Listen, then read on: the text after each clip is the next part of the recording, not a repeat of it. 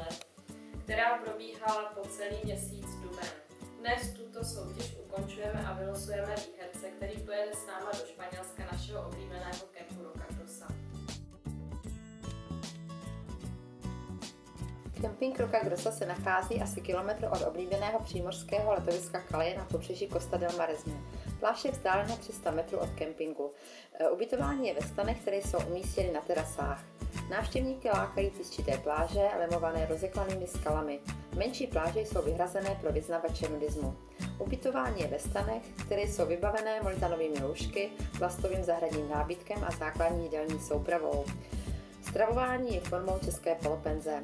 K vybavení v kampinku patří bazén, dětský bazén, 2 tenisové kurty, které jsou pro klienty cestovní kanceláře Ideatur zdarma.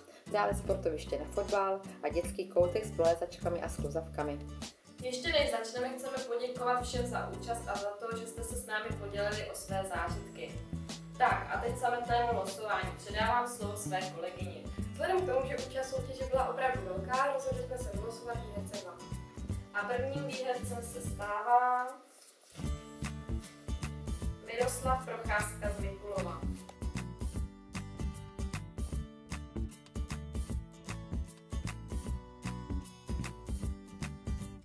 Druhým výhercem se stává